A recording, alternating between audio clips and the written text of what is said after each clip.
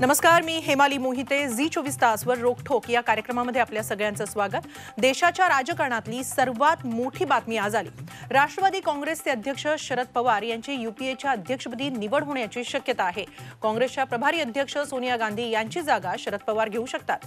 राज्यातल्या महाविकास आघाडीच्या धर्तीवर राष्ट्रीय पातळीवर विरोधकांची मोठ बांधण्याची जबाबदारी पवारांवर दिली जाऊ शकते. झी24 तासला सर्वात आधी ही माहिती सूत्रांनी दिली.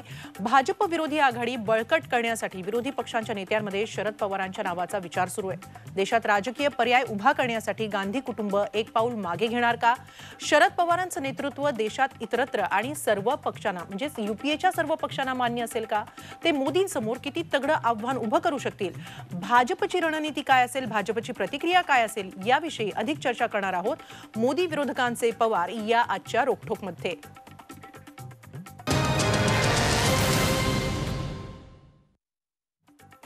आजच्या या रोखोकमध्ये आपण अधिक चर्चा करण्यासाठी आपल्याबरोबर या कार्यक्रमामध्ये उपस्थित आहेत भाजपचे मुख्य प्रवक्ता केशव उपाध्ये, राष्ट्रवादीचे माजी आमदार आणि नेते हेमंत टकले, आमचे प्रतिनिधी रामराजे शिंदे.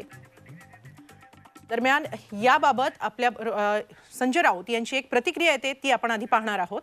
खूप मोठी बातमी आलेली आहे. कोणी जाहीर केलं? जाहीर होण्याची शक्यता आहे सर, सूत्रांची माहिती आहे. जाहीर झाल्यावरती मी मत प्रदर्शन जाहीर पवार साहेब जेव्हा दिल्लीत जातात तेव्हा अशा चर्चा व्हायला सुरुवात होते. असं आहे की शरद पवार साहेब हे देशातले एक प्रमुख नेते आहेत. ते ज्या कारणासाठी गेले दिल्लीला, राष्ट्रपतींच्या भेटीसाठी गेले, माझ्या माहितीप्रमाणे शेतकऱ्यांचे प्रश्न मांडण्यासाठी ते एक शिष्टमंडळ घेऊन गेले. त्यात श्री राहुल गांधी, सीताराम येचुरी, डी राजा असे प्रमुख नेते होते. तर मला असं वाटतं की अत्यंत महत्त्वाचं असं शिष्टमंडळ जे होतं त्याचं नेतृत्व बहुधा पवार साहेबांनी केलं असेल. आता तुम्ही म्हणताय यूपीएचं चेअरमनशिप, आता शिवसेना काही यूपीएचे मेंबर नाही, त्याच्यामुळे मी कसं काय मत प्रदर्शन व्यक्त करू? महाराष्ट्रातल्या महाविकास आघाडीमध्ये आम्ही आहोत, पण अद्याप आम्ही यूपीएचे मेंबर नाही, त्याच्यामुळे मी त्याच्यावरती मतप्रदर्शन करणार नाही. विषय राहिला माननीय शरद पवार साहेबांचा. राष्ट्राचं नेतृत्व करण्याची संपूर्ण क्षमता सध्या जर कोणामध्ये असेल तर ती शरद पवार साहेबांमध्ये आहे. प्रश्नांची, देशाची जाण, लोकांची नाडी, खंबीरपणा, या सगळ्या गोष्टी पवार साहेबांकडे आहेत. अनुभव दांडगा आहे. हे जरी खरं असलं, महाराष्ट्रातला प्रयोग देशपातळीवरही व्हावा असं मत संजय राऊत यांनी व्यक्त केलेलं आहे. आणि आपण आता चर्चेला सुरुवात करणार आहोत. सर्वप्रथम रामराजे शिंदे यांच्याकडे माझा प्रश्न. राम, या सगळ्याची सुरुवात कुठून झाली असं वाटतं? शेतकरी आंदोलनातून हे नवं समीकरण आकाराला येत आहे?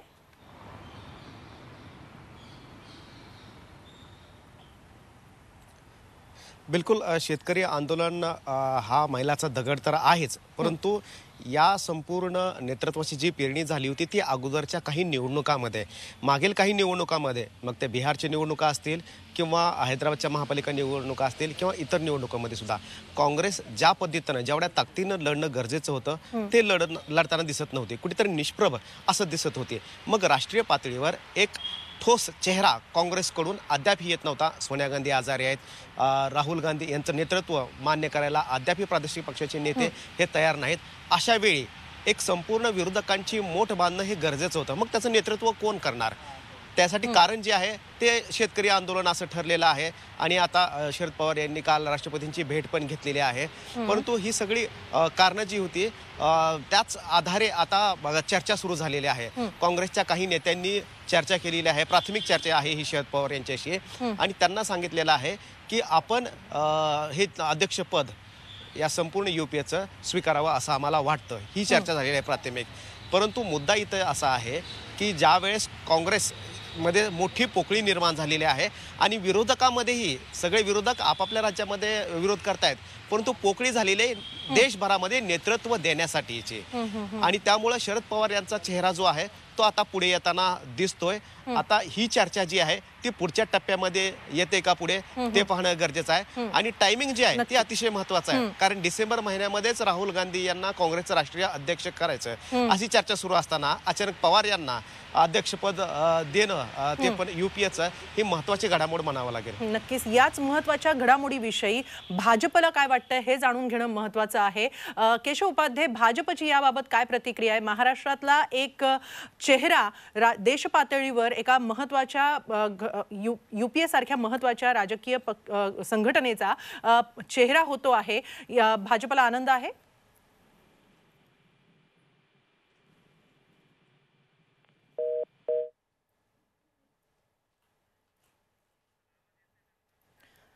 केशव उपाध्ये यांच्याशी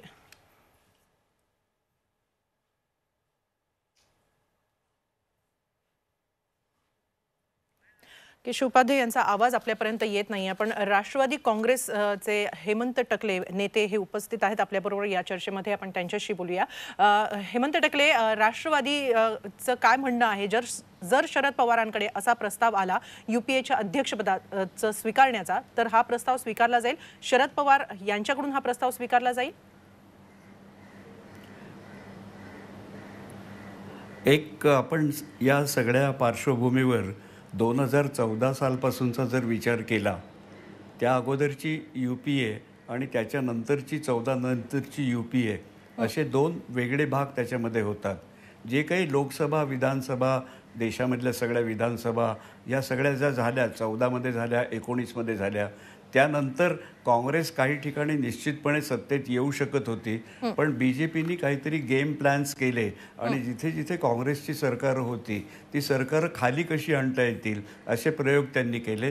तसा प्रयोग त्यांनी महाराष्ट्रातही करून बघितला, पण इथे शरद पवार नावाची एक शक्ती असल्यामुळे त्यांचा तो प्रयोग इथे यशस्वी होऊ शकला नाही. या सगळ्या घडामोडीमध्ये ह्या गेल्या 5-7 वर्षामध्ये मी 14च्या नंतरचा हा काळ सगळा समजतोय. देशाच्या विविध प्रश्नांवर वेगवेगळ्या राजकीय पक्षांशी सातत्याने संवाद साधण्याचं काम पवार साहेबांनी हे केलेलं आहे. ते जेव्हा मुंबईहून दिल्लीला जातात त्यावेळेला प्रत्येक राज्यातल्या कोणाशी तरी त्यांच्या भेटीगाठी होत असतात. UPAचं काय चाललं याचाही ते आढावा घेत असतात. आणि आपण जर बघितलं 2015 साली पवारसाहेबांच्या 75व्या वाढदिवसानिमित्त देशातल्या सर्व पक्षांच्या नेत्यांची एक फळी त्यांच्याबरोबर उभी राहिलेली आपण बघतो. त्यामुळे संवाद कुठल्याही अनेक पक्षांचं एकत्रीकरण जेव्हा आघाडी होते तेव्हा त्याचा सूत्रधार कोणीतरी असायला लागतो. आणि ज्या पद्धतीने पवारसाहेबांचे कम्युनिकेशन्स या सगळ्या नेत्यांबरोबर आहेत, सगळ्या राज्यांमधल्या बरोबर आहेत. ते कृषी मंत्री असताना त्यांचा खरं म्हणजे सगळ्या मुख्यमंत्र्यांशी उत्तम संवाद होता. त्यातला सगळ्यात जास्ती संवाद आत्ताच्या पंतप्रधानांबरोबर होता त्या काळामध्ये, 14च्या आधीच्या काळामध्ये. त्यामुळे अतिशय चांगलं नेतृत्व वेगवेगळ्या पक्षाच्या लोकांना एकत्र आणून टीमचं कॅप्टन होण्याची सर्व पोटेन्शियल्स पवारसाहेबांच्यामध्ये निश्चित आहे, हे सगळेजण ओळखतात. आत्ताची परिस्थिती आणखीन अवघड आहे. शेतकऱ्यांचे प्रश्न आता ऐरणीवर आलेले आहेत आणि त्यावेळेला विरोधी पक्ष एकदिलानी एकत्रितपणे जर सामोरे गेले नाहीत तर न्याय मिळण्याच्या प्रक्रियेपासून शेतकरी वर्ग बाजूला जाणार आहे. हे कुठेतरी रोखलं पाहिजे, ही आजची काळाची गरज आहे. आणि हे कोण करू शकेल तर ह्या सगळ्यांना एकत्र आणून पवारसाहेब हे निश्चित करू शकतील. त्यामुळे UPAचे अध्यक्षपद होण्याचा प्रस्ताव आता ह्याच्यातला सगळ्यात मोठा पक्ष काँग्रेस हाच आहे. त्यामुळे बाकीच्या पक्षांच्या बरोबरची बोलणी करून काँग्रेसच्याच जर मनात असं आलं की त्यांचे अध्यक्ष जे कोणी निवडले जातील आत्ता त्यांच्या प्रक्रियेमधून, त्यापेक्षाही UPA ही एक व्यापक आघाडी आहे आणि जी देशाला पर्यायी विरोधी पक्ष म्हणून उभी राहू शकते. त्यामागची ताकद, त्यामागचं नेतृत्व, त्यामागची दूरदृष्टी हे सगळं पवारसाहेबांकडे असल्यामुळे मला वाटतं अशा प्रकारचा प्रस्ताव जर खरोखरी आला तर पक्ष आणि स्वतः पवारसाहेब त्याचा गांभीर्याने विचार करतील. नक्की. विजय चोरमारे राजकीय विश्लेषक सुद्धा आता आपल्याबरोबर आहेत. विजय चोरमारे, जसं आता हेमंत टकले यांच्या बोलण्यातून आलं की काँग्रेसमध्ये सुद्धा एक पोकळी तयार झालेली आहे. आपण गेल्या काही वर्षभरात पाहतो आहोत. त्यांचा अध्यक्ष अजून निवडला जात नाही आहे. अजून कोणती प्रक्रिया त्याच्या हालचाली सुद्धा फारशा दिसत नाहीत, गांभीर्यानं होत आहेत अशा वेळी राष्ट्रवादीचे अध्यक्ष शरद पवार यांच्याकडे युपीएचं अध्यक्षपद जाणं किंवा तसा प्रस्ताव येणं किती महत्त्वाची बातमी आहे ही. आणि देश पातळीवर जेव्हा आपण देशाच्या राजकारणाबद्दल विचार करतो तेव्हा असं काँग्रेसत्व तर जे नेतृत्व आहे ते देशाच्या राजकारणात आतापर्यंत किती वेळा सफल झालंय किंवा असं काही सफलता किंवा असे प्रयोग यशस्वी झालेत? खरं तर देशाच्या पातळीवर शरद पवार हे युपीए अध्यक्ष होण्याची शक्यता असणं ही फार महत्वाची आणि मोठी बातमी ती अशा अर्थानं आहे की गेल्या काही वर्षात म्हणजे आपण 19च्या लोकसभेच्या नीतीनंतर बोलतो, 2014च्या आधीच्या परिस्थितीत जायला नको, त्यात फारसा काय फरक नाही, पण 19 नंतर एकूण विरोधक मोठ्या प्रमाणावर विस्कळीत झालेले आहेत.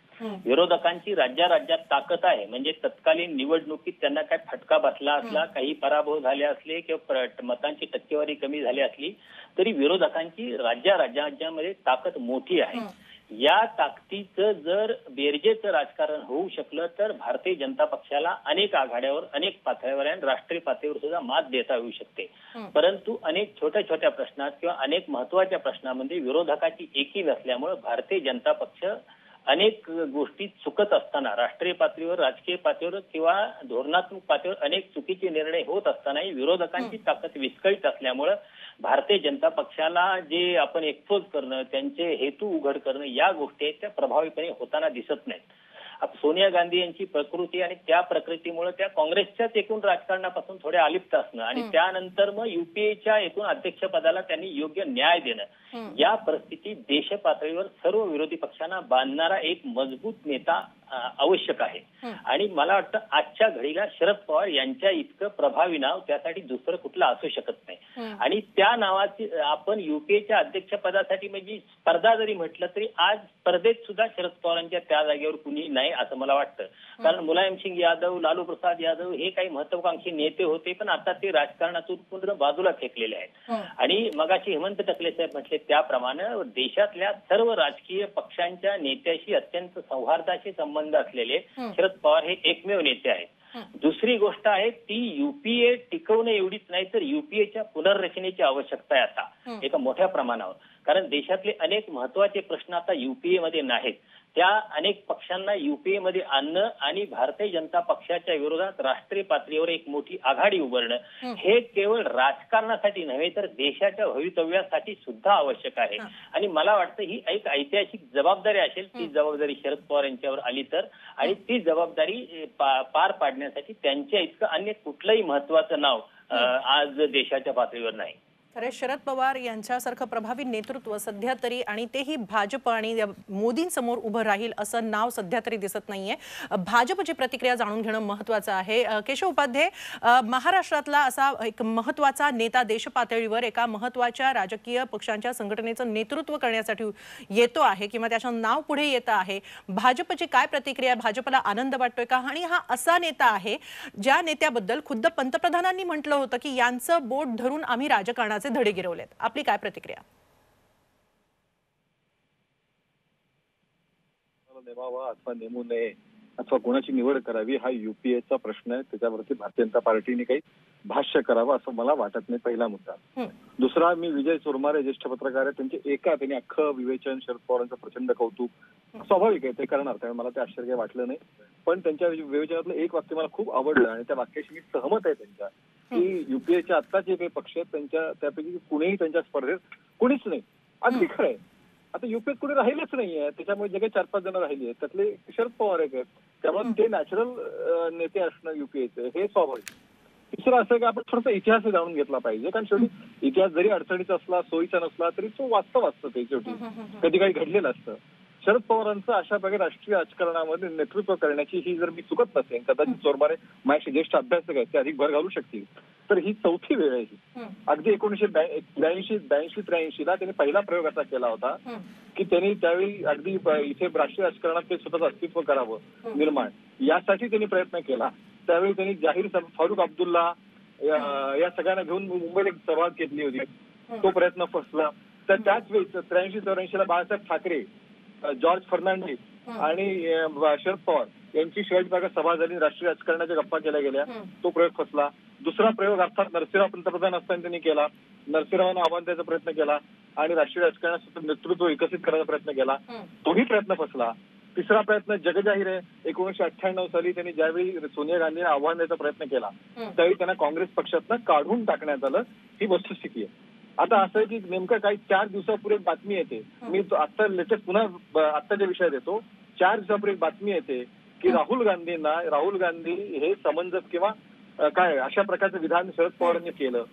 राहुल गांधींच्या नेतृत्वावर त्यांनी टीका केली, गंभीर नेतृत्व नाही अशा प्रकारचं. आणि त्याच्या पाठोपाठ आज ही बातमी येणं, काँग्रेस पक्षातला एक मोठा गट आहे की ज्याला राहुल गांधी अध्यक्ष नको आहेत आणि मग असा काही गटाने ही बातमी असा काही प्रयत्न सुरू नाहीत ना. काँग्रेस पक्षातल्या अंतर्गत म्हणजे काँग्रेस पक्ष हे सोनिया गांधींचं नेतृत्व आता ठीक आहे आजारी आहेत त्या पण तिथे कमी पडतायत वगैरे म्हणणार नाही पण याच्यामध्ये पण आता या क्षणाला हे असे अनेक प्रश्न त्याच्यामध्ये आहेत ज्याची उत्तर आपल्याला मिळवावे लागतील. बाकी ज्यांना कौतुक करायचं शुभेच्छा शेवटी असं की राजकीय पक्षाच्या नेतृत्व करत असतील तर शुभेच्छा द्यायला काहीच अडचण नाही, दिल्या पाहिजे. पण शेवटी वास्तवाचं सुद्धा भान आपल्याला असलं पाहिजे, एवढं सत्र लक्षात ठेवलं पाहिजे. हेमंत टकले, केशव उपाध्ये म्हणतात की या आधीचे प्रयोग फसलेले आहेत, आपण काय म्हणाल यावर? काय आहे, केशव उपाध्ये एक वेगळा चष्मा लावून या सगळ्या गोष्टींकडे बघतात. ज्यावेळी ते पहिला प्रयत्न सांगतात पवार साहेबांचा त्यावेळेला सुद्धा शेतकऱ्यांचेच प्रश्न होते. त्यावेळेला महाराष्ट्रातून शेतकरी दिंडी काढणारे देशातले शरद पवार हे पहिले नेते होते. त्या निमित्ताने देशभरातले शेतकरी वर्गात काम करणारे सगळे नेते पवार साहेबांनी दिल्लीला रामलीला मैदानावर एकत्र आणले होते. ही गोष्ट आजची नाहीये, आजपासून 30 वर्षापूर्वीची आहे. शेवटी कसं आहे ना, जो प्रयत्नशील नेता असतो तो प्रत्येक क्षेत्रामध्ये आपल्याला कशा प्रकारे अधिक जुळवणी करता येईल, अधिक लोकांपर्यंत पोहोचता येईल, या प्रयोगांना फसले असं केशव उपाध्ये कुठल्या पद्धतीने म्हणू शकतात मला ते कळत नाही. सत्तेसाठीचे जे सारीपाट असतात ते वेगळे, ते काय महाराष्ट्रात झाले ते केशव उपाध्यांना चांगलं माहिती आहे. पण त्या पलीकडेही जाऊन त्यांनी उल्लेख केला बाळासाहेब ठाकरे, स्वर्गीय बाळासाहेब ठाकरे आणि जॉर्ज फर्नांडिस यांच्या बरोबरीचा. तर भाजपने आतापर्यंत देशात किती प्रयोग केले. काश्मीरमध्ये कोणाच्या मांडीला मांडी लावून हे बसले होते आणि परत विरोधात गेले.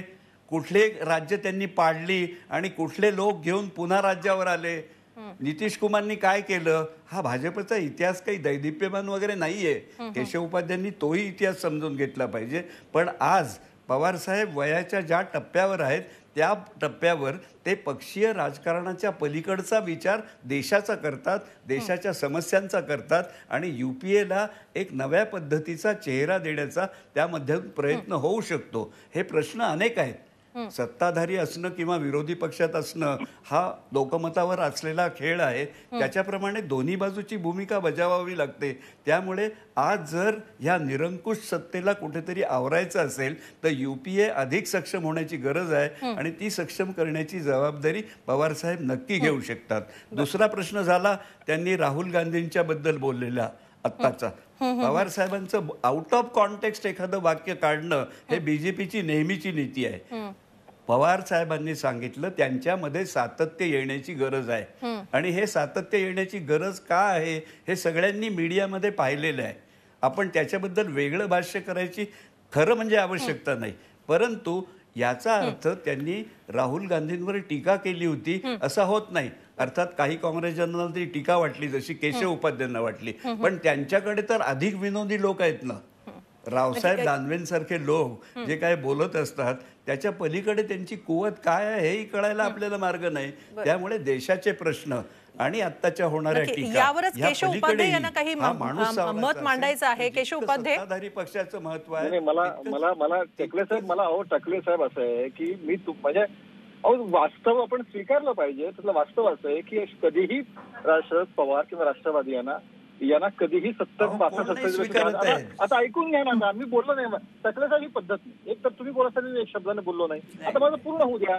दुसरं असं की मी टीका नाही, पहिली रिएक्शन भाजपपेक्षा काँग्रेसकडनं पहिली रिएक्शन राहुल गांधी बद्दल बोलताना जपून बोला अशी पहिली रिॲक्शन, नाहीतर सरकार टिकवायचं असेल तर जपून बोला, अशी पहिली रिॲक्शन काँग्रेस पक्षाकडून आली. हो, मी भाजपने नाही पहिली रिॲक्शन दिली. म्हणजे आमच्या तुमच्या दोघातलं एकमेकातलं संबंध आहेत, चालू द्या, आम्हाला त्यामध्ये काय म्हणायचं नाही. त्यामुळे काँग्रेस पक्षाला जिथे काँग्रेस पक्षाचा इतका आता काँग्रेस पक्ष याचा अर्थ असा तुमचंच विधान घ्यायचं. टकले सर ऐका आता, टकले सर ऐका आता, तुमचंच विधान घ्यायचं तर याचा अर्थ आउट ऑफ कॉन्टेक्स्ट काँग्रेसवाले काढतात लोक विधान चुकीची, आणि चुकीची भूमिका काँग्रेसवाले मांडतात. आता जो पक्ष तुमची भूमिका सुद्धा त्या पक्षाला कळत नाही. इथे काँग्रेस बाबतच जेव्हा जर विषय चालू आहे तर विजय चोरमारे यांना मला एक प्रश्न विचारावा असं वाटतो. अगदी जसं राहुल गांधींबाबतचं हे वक्तव्य आलं आणि काँग्रेसकडून सुद्धा टीका झाली आणि भाजपने सुद्धा यावरून या दोघांमध्ये दुफळी असल्याचं म्हटलं, आणि अशातच ही अगदी 2-3 दिवसांपूर्वीची घटना आणि त्यानंतर आज काँग्रेसकडूनच युपीएच्या अध्यक्षपदासाठी शरद पवारांचं नाव चर्चेत आहे असं समजतंय. काय वाटतंय, खरोखरच काँग्रेसमध्ये शरद पवार हे युपीएच्या अध्यक्षपदी असावेत हे सगळं काँग्रेसला मान्य असेल आणि विशेषतः राहुल गांधींना हे मान्य होईल? पहिली गोष्ट, शरद पवार यांनी राहुल गांधींच्या संदर्भात जे विधान केलेलं होतं ते एका विचारलेल्या प्रश्नावर आधारित दिलेलं उत्तर आणि त्यांच्या संदर्भात दिलेली प्रतिक्रिया होती, आणि ती चुकीची, अवास्तव किंवा राहुल गांधींचा काय अवमान करणारी होती असं मला वाटत नाही. त्यांनी ज्या अपेक्षा व्यक्त केल्या त्यांच्या सातत्य अपेक्षित आहे. सगळे लोक हेच सांगतात की राहुल गांधींच्या एकूण राजकीय व्यवहारात सातत्य नाही, ते सातत्य यायला पाहिजे. सधेतून अशा एखाद्या अपेक्षा व्यक्त केल्या असल्या तर त्या टीका होत नाहीत. आता काँग्रेसच्या नेत्यांना काय असतंय, आपल्या दिल्लीतल्या नेत्यांची हुजरेगिरी करण्यात, चमचेगिरी करण्यात खूप आनंद वाटत असतो. त्यामुळे जर इथं त्यांना मग ते काहीतरी आवाज दिल्याशिवाय मग दिल्लीत पोहोचत नाही. त्यामुळे त्यांनी दिलेल्या त्या प्रतिक्रिया होत्या ते त्यांच्याकडे आपण खूप सहानुभूतीने बघितलं पाहिजे. प्रतिक्रिया देणारे यशोमती ठाकूर असतील, बाळासाहेब थोरात असतील, आपण ते बघायला पाहिजे. दुसरी गोष्ट, या सगळ्यानंतरही राहुल गांधी राष्ट्रपतींना गेलेल्या शिष्टमंडळात शरद पवारांच्या बरोबर होते हे आपल्याला लक्षात घ्यायला पाहिजे. तिसरी गोष्ट, राहुल गांधी, सोनिया गांधी यांच्यानंतरचे काँग्रेसच्या अध्यक्ष असतील याबाबत फार काही शंका वाटण्याचं कारण नाही, कारण मला वाटतं तेच अध्यक्ष होतील. आणि अध्यक्ष झाले तरी त्यांना आता पक्ष बांधणीच्या कामासाठी खूप वेळ द्यावा लागेल. तेव्हा युपीए नावाचं एक देश पातळीवरचं सर्व पक्षांचं संघटन मानणं ती या टप्प्यावर राहुल गांधींच्यासाठी अशी शक्य असलेली गोष्ट मला वाटत नाही. त्यामुळे कदाचित काँग्रेसकडून आलेला प्रस्ताव हा राहुल गांधीच्या संमतीशिवाय तो पुढे जाऊ शकत नाही कुठलं, हे लक्षात घ्यायला पाहिजे. आणि त्यातला एकूण व्यापक राजकारणाच्या दृष्टीने त्याकडे बघितलं पाहिजे, आणि मला वाटतं त्या दृष्टिकोनातून हा आलेला प्रस्ताव असावा. आणि आजच्या त्यामुळे जर शरद पवार यांच्याकडे युपीएचं अध्यक्षपद देण्यासंदर्भात जर गांधी कुटुंबानं एक पाऊल मागे घेतला आणि तसा प्रस्ताव पुढे आला आणि तो प्रस्ताव राष्ट्रवादी आणि विशेषतः शरद पवारांनी स्वीकारला तर देशाच्या राजकारणात एक नवं समीकरण निश्चितच पाहायला मिळेल. आणि महाराष्ट्रातला पॅटर्न खरोखरच देश पातळीवर यशस्वी होतो का हेही पाहणं महत्त्वाचं ठरणार आहे. मोदींसमोर तगडं आव्हान पवारांच्या रूपानं युपीए खरंच देणार का, आणि काय नेमक्या घडामोडी घडतात हे येणारा काळच ठरवणार आहे. रोखोक या कार्यक्रमामध्ये सर्व सहभागी मान्यवरांचे आभार मानते आणि या कार्यक्रमामध्ये आज इथंच थांबूया. ताज्या बातम्यांसाठी पाहत राहा झी 24 तास, रहा एक पाऊल पुढे.